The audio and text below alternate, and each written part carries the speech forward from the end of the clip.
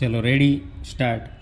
સદર લોન લીધા બાદ મજકૂર સામાવાળાઓ વ્યાજ સહિતના લોનના માસિક હપ્તા ભરવામાં નિષ્ફળ જતા સામાવાળાઓનું લોન ખાતું નોન પરફોર્મિંગ એસેટ્સ કાઉન્ટ્સમાં NPA તરીકે જાહેર કરવામાં આવેલું અને ત્યારબાદ અરજદાર બેંક દ્વારા સામાવાળાઓને નાણાકીય અસ્ક્યામતોના જામીનીકરણ અને પુનઃનિર્માણ અને સિક્યોરિટી હિતના અમલ બાબત અધિનિયમ 2002 કાઉન્ટ્સમાં સદર કાયદાને સરળતા ખાતર હવે પછી આ હુકમમાં સદ્રહુ કાયદા તરીકે સંબોધવામાં આવશે કાઉન્ટ્સ પૂરો ની કલમ 13(2) મુજબ નોટિસ આપવામાં આવેલી અને નોટિસ આપવા છતાં પણ મજકૂર સામાવાળા લોનની રકમ ભરપાઈ કરવામાં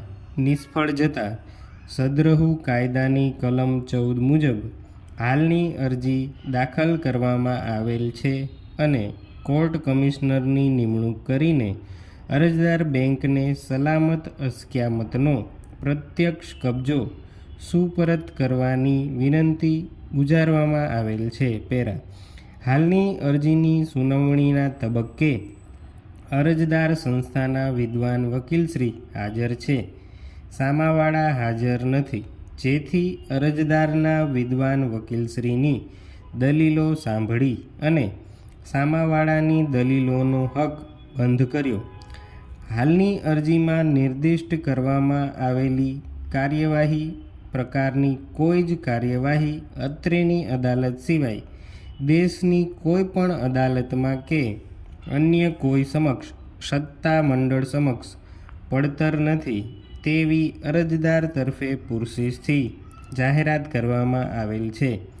સદર પુરશીસને રેકર્ડ ઉપર નોંધવામાં આવેલ છે।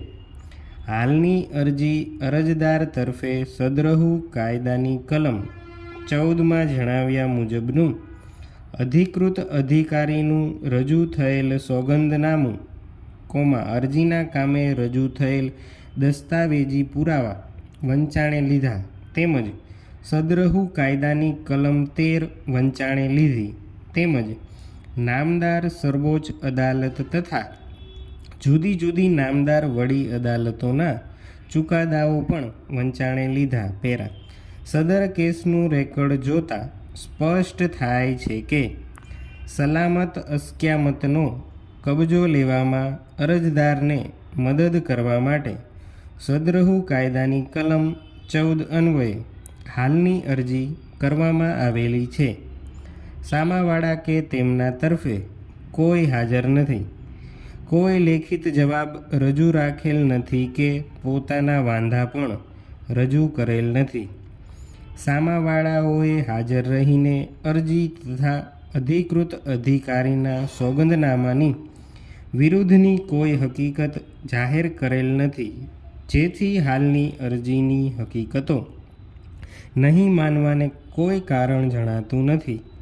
જોકે હાલની અરજીનો ન્યાયિક નિર્ણય કરતા પહેલાં સદ્રહુ કાયદાની સ્પષ્ટ જોગવાઈઓ અને સદ્રહુ કાયદાની જોગવાઈઓ બાબતે નામદાર સર્વોચ્ચ અદાલત તેમજ જુદી જુદી નામદાર વડી અદાલતોએ આપેલ ચુકાદાઓને વંચાણે લેવા જરૂરી થઈ પડે છે અને સદર ચુકાદાઓમાં કરવામાં આવેલ અવલોકનો અને માર્ગદર્શક સિદ્ધાંતોની ચર્ચા કરવી જરૂરી જણાય છે।